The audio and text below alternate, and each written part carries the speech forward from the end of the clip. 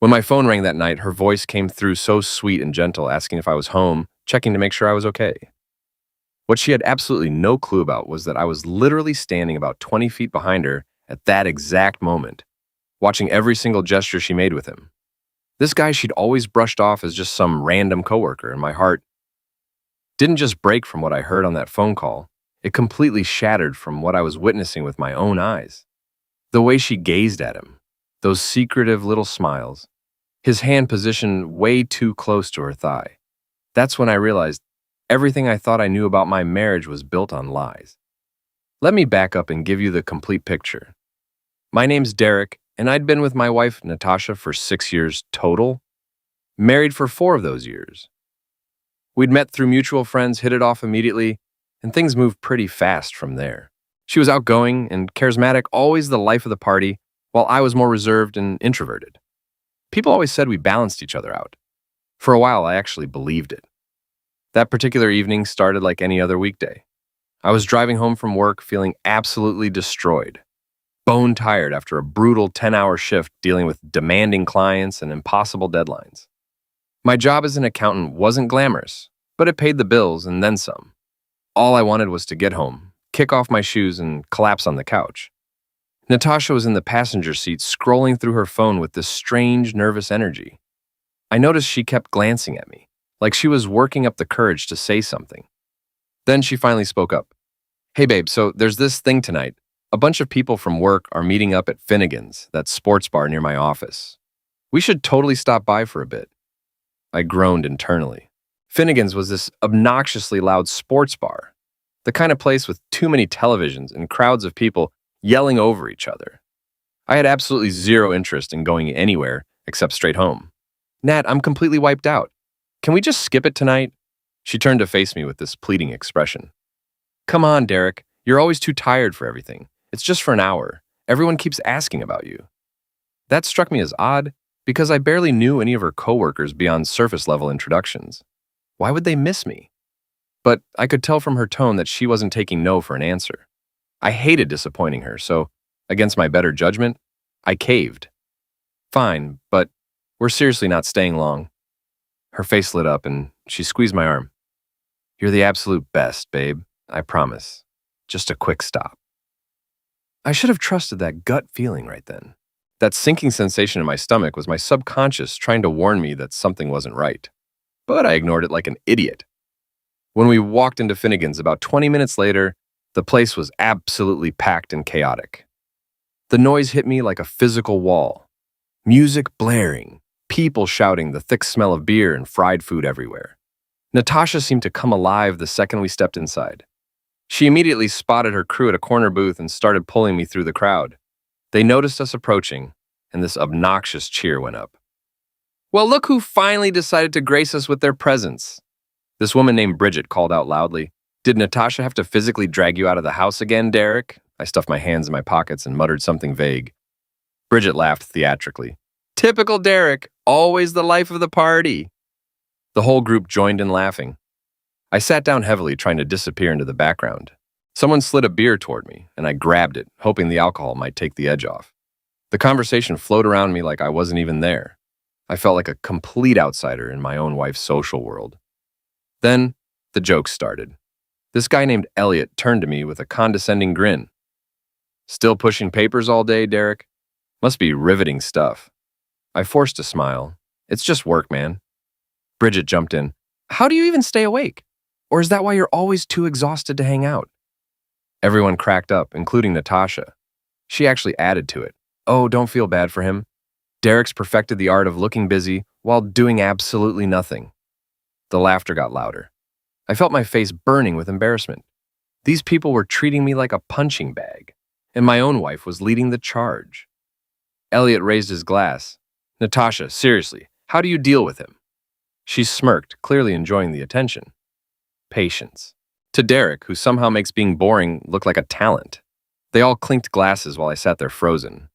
The humiliation mixed with anger, creating this toxic cocktail in my chest. Without saying anything, I pushed my chair back and stood up abruptly. "I need some air." Natasha barely glanced at me, waving dismissively. "Don't be so sensitive. We're just messing around. I didn't respond. I just walked out until I hit the cool night air outside. I leaned against the brick wall, trying to calm down, but I was furious. Not just at her friends, but at Natasha for humiliating me like that. I stood there leaning against that cold brick wall for maybe 10 or 15 minutes, my mind racing through 1,000 different scenarios. Part of me seriously considered just walking to my car, driving home, and leaving Natasha to figure out her own transportation. Let her call an Uber, or beg one of her wonderful friends for a ride. See how funny they'd find that. But another part of me, the part that had been conditioned over years of relationship dynamics, felt guilty at the thought of abandoning her. The distant sounds of traffic mixed with occasional bursts of laughter from inside the bar created this surreal soundtrack to my internal debate. I watched cars pass by on the street, their headlights cutting through the darkness, and wondered how I'd ended up in this position. When had I become the punching bag for my wife's social circle? When had she started thinking it was acceptable to publicly mock me for cheap laughs? Then my phone buzzed in my pocket, vibrating insistently against my leg. I pulled it out and saw Natasha's name flashing across the screen, her contact photo smiling up at me from happier times. I stared at it for a long moment, my thumb hovering over the decline button. Every instinct was telling me to ignore the call, to let it ring out as a small act of defiance, to make her wonder where I'd gone and whether I was coming back. But curiosity got the better of me. Or maybe it was habit, or maybe I was just a glutton for punishment. Whatever the reason, I swiped to answer and brought the phone to my ear without saying anything. Derek. Her voice came through the line, suddenly soft and sweet and dripping with artificial affection. It was that particular tone she always used when she wanted something from me, when she needed to manipulate me back into compliance. Baby, I love you so much, okay? You know that, right?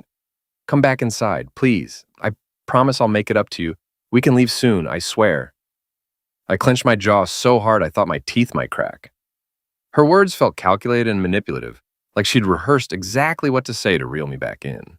She knew my weaknesses, knew exactly which emotional buttons to push to get the response she wanted. After 6 years together, she'd become an expert at managing me. I stared out at the parking lot, watching a couple walk to their car, laughing and holding hands, looking genuinely happy together. The muffled sounds of music and conversation from inside Finnegan's drifted through the walls, a reminder of the hostile environment waiting for me if I went back in there. Yeah, fine, I finally said, my voice coming out flat and emotionless, completely devoid of the warmth she was probably expecting. I didn't even fully understand why I was agreeing. Maybe it was easier than having the inevitable argument that would follow if I refused. Maybe I was too tired to fight. Maybe I was just weak. Oh, that's great, babe. Her tone brightened instantly, shifting from manipulative sweetness to genuine enthusiasm in a heartbeat. Come on back in. I'll make sure everyone eases up on the jokes, I promise. It'll be fine. We'll have a good time. I didn't bother responding to that obvious lie. I just hung up and slipped the phone back into my pocket, staring at the entrance to Finnegan's like it was the gateway to hell. Every fiber of my being was screaming at me not to go back in there, that nothing good would come from it, that I should trust my instincts and just leave. But I didn't listen. I took a deep breath, steeled myself for whatever fresh humiliation awaited me inside, and started walking toward the door. My hand reached for the handle, and I pulled it open, already regretting the decision before I'd even stepped back inside. That's when my entire world shifted on its axis and everything changed in an instant. I pushed through the heavy door, the wall of noise and heat hitting me again as I stepped back into the chaos of Finnegan's.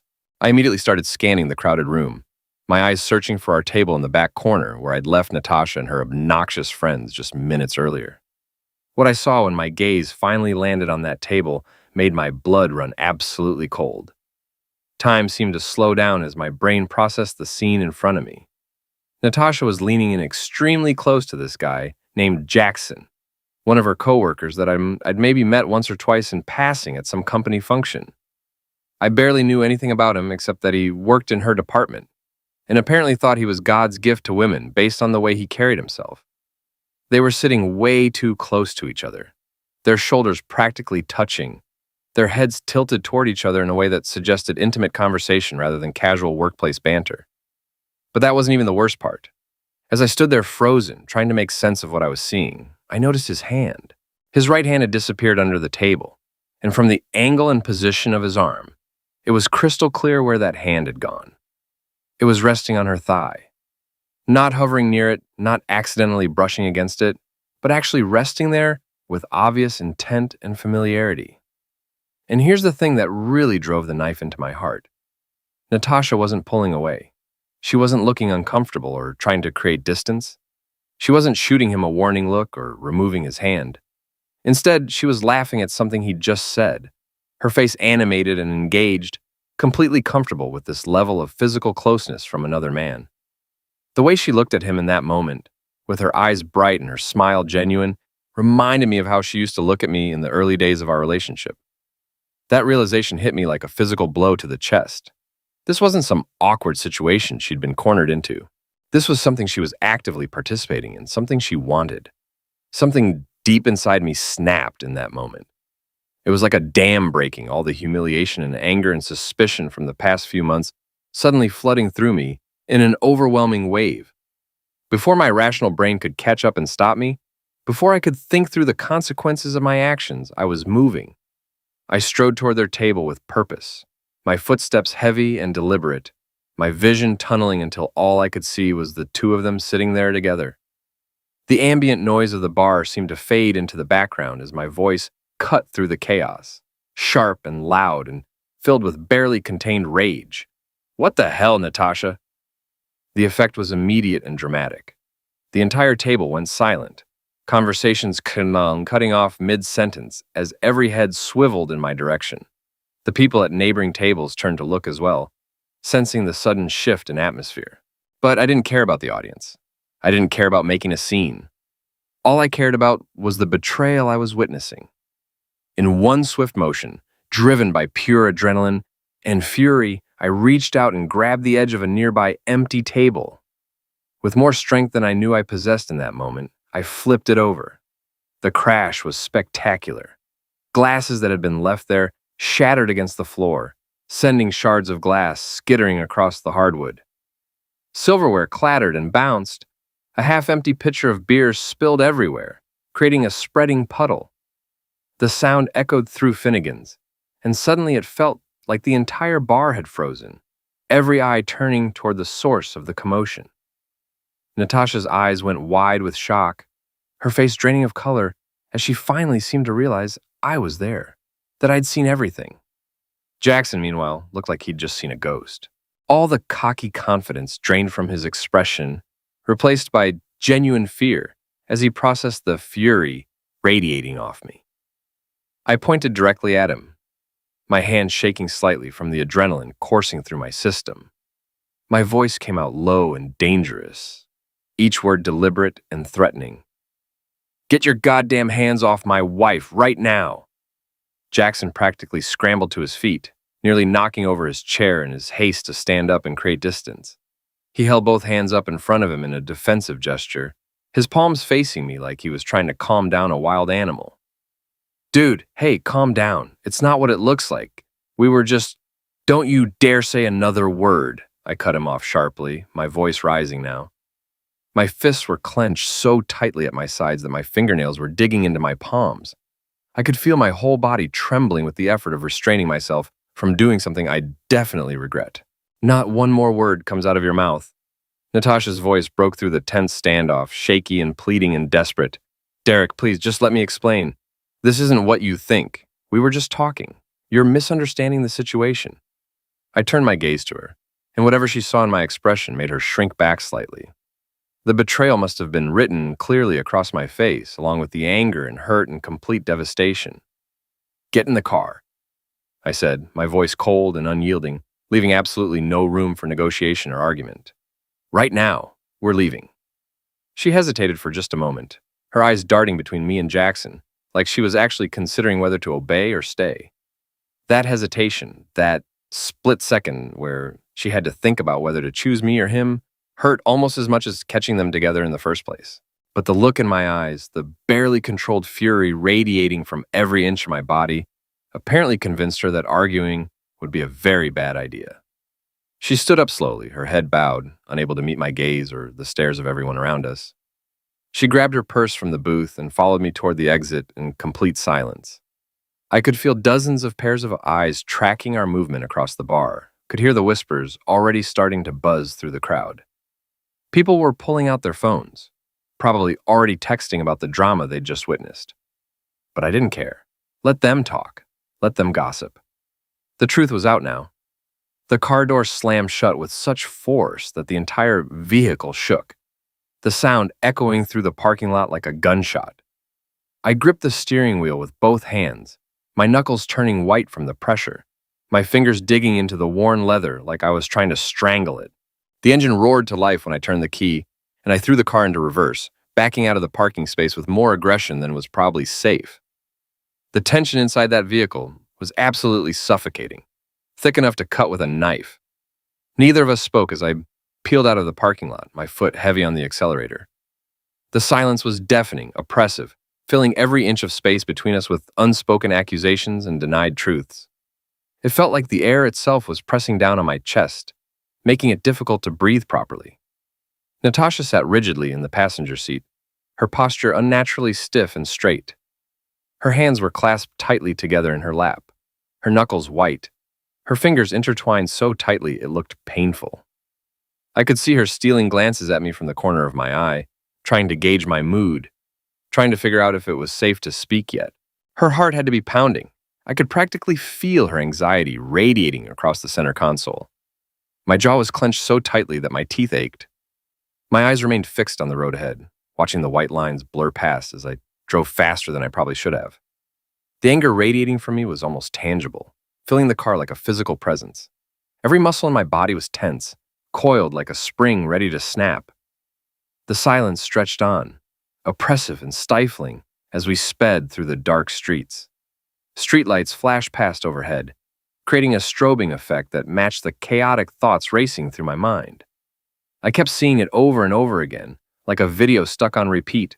Jackson's hand on her thigh, Natasha's comfortable laughter, the way she'd leaned into him, the closeness of their body language.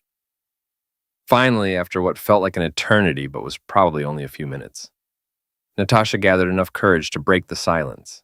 Her voice came out hesitant and trembling, barely above a whisper. "Derek, listen to me. Can we just talk about this? You're misunderstanding what you saw back there. It's not what you think." "Shut up!" The words came out sharp and final, cutting through her attempt at explanation like a blade. My tone didn't rise in volume, but the weight of it, the absolute finality and coldness, made her flinch visibly. She immediately fell silent, her mouth snapping shut, her eyes going wide. I didn't look at her. I couldn't look at her. If I turned my head and saw her face right now, saw whatever expression she was wearing, whether it was guilt or fear or fake innocence, I honestly didn't know what I might do or say. So I kept my eyes locked on the road ahead, my grip on the steering wheel tightening even further until my hands started to ache from the pressure. Natasha's lips trembled and she turned her gaze toward the passenger window, watching the city lights blur past as we drove.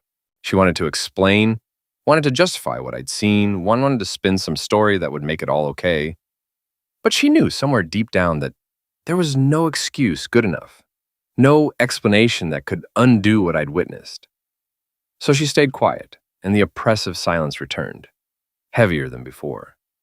The hum of the tires against the asphalt became the only sound as we sped through the empty streets.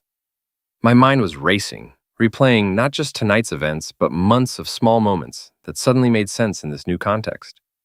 All those times she'd been glued to her phone, smiling at messages she wouldn't let me see. The nights she'd claimed to be working late.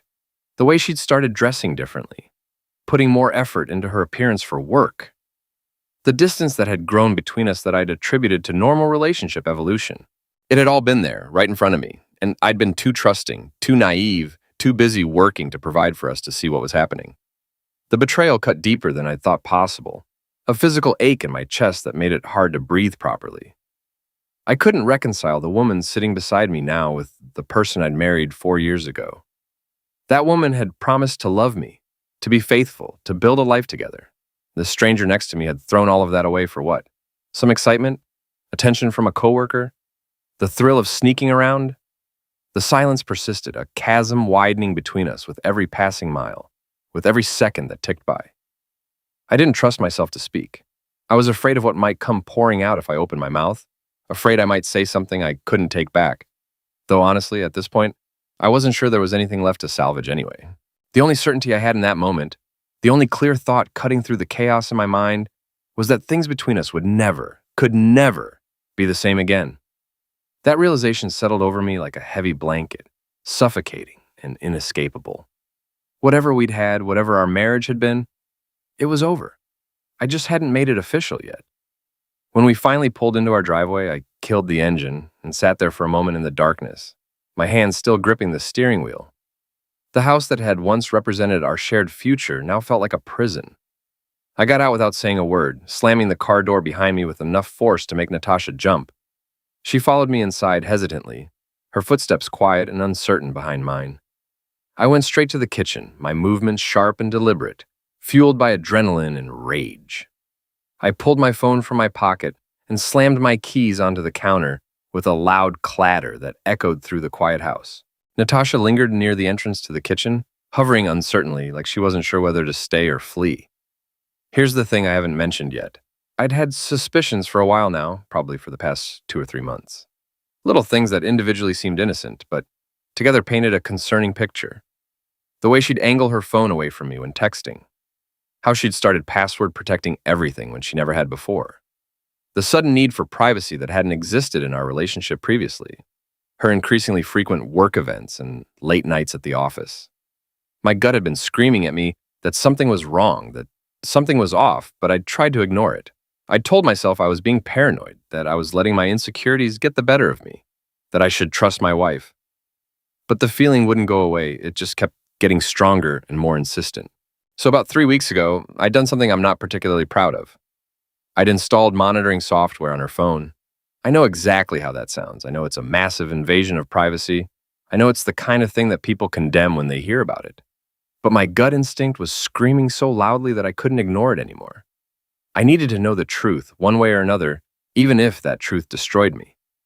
Now, standing in our kitchen, with my heart pounding and my hands shaking, I pulled up the monitoring app on my phone. My fingers trembled slightly as I navigated to the messages section. What I found there made my stomach drop so fast and so hard that I actually felt nauseous. I had to grip the edge of the counter to steady myself as I scrolled through screen after screen of evidence. Messages between Natasha and Jackson going back exactly 2 months. Not just a few innocent texts between coworkers. Hundreds of messages, flirty exchanges filled with innuendo and emoji, photos that made my skin crawl, explicit discussions about times they'd met up, places they'd been together, things they'd done, plans for future encounters, complaints about me, about how boring I was, how she needed excitement, how being with him made her feel alive again. Every message was another knife to the heart. Every photo was another betrayal. Every plan they'd made was another lie she'd told me. I felt like I was going to be sick, like the floor was tilting beneath my feet. I turned the screen toward her, my hand visibly shaking now. Whether from anger or hurt or both, I couldn't tell. My voice came out rough and strained. "What the hell is this, Natasha? Explain this to me." Her face went absolutely pale, all the color draining from her cheeks as her worst fears were confirmed. She'd been caught and she knew it. There was no talking her way out of this, no spinning some innocent explanation. The evidence was right there in black and white, undeniable and damning.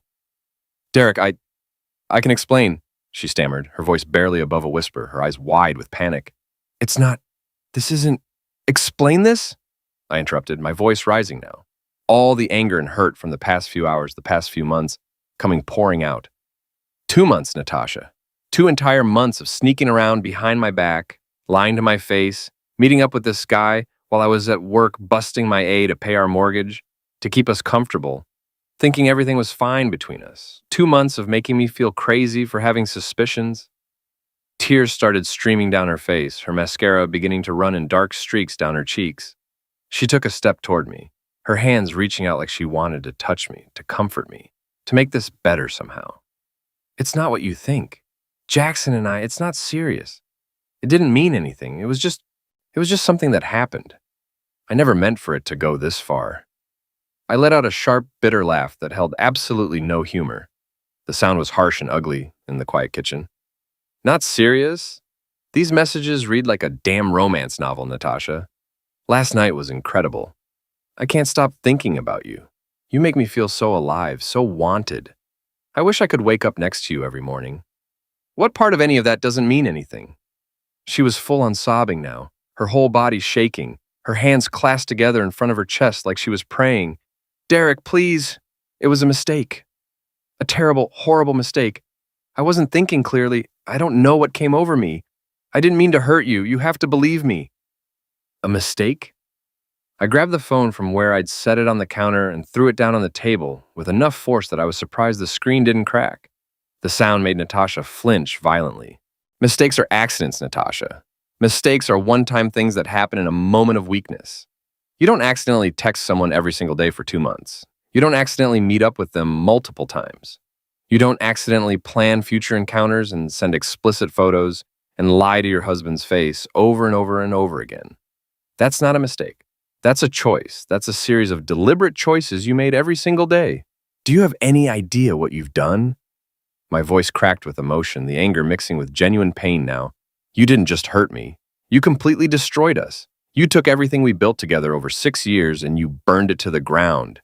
You broke every single ounce of trust I had in you, every bit of faith, every promise we made to each other. How am I supposed to ever believe another word that comes out of your mouth?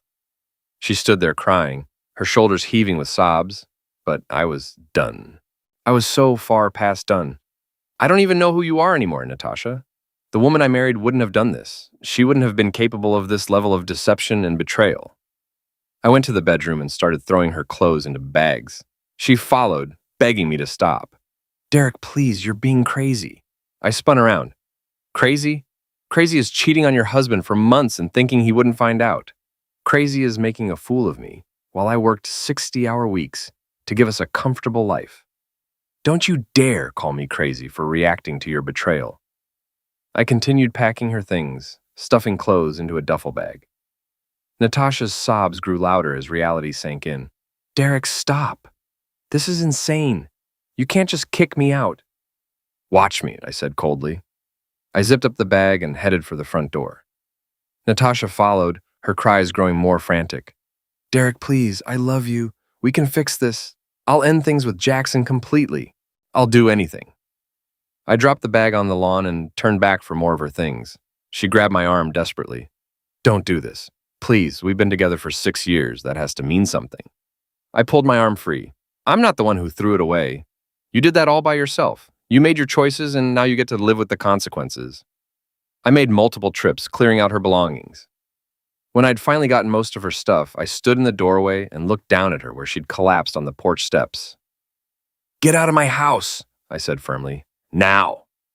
She shook her head frantically. No, this is my home too. You can't do this. You can either leave now with some dignity or I can call the police and have them escort you out. Your choice. She looked at me for a long moment, searching for any sign of softness. But she found none. With a trembling breath, she slowly rose to her feet and gathered what she could carry, loading bags into her car with shaking hands. When she'd loaded the last bag, she turned back one final time. Our eyes met across the distance, and I saw the full weight of what she'd lost reflected in her expression. Then she got in her car, and I watched her taillights disappear down the street. Only then did I close the door and lean back against it.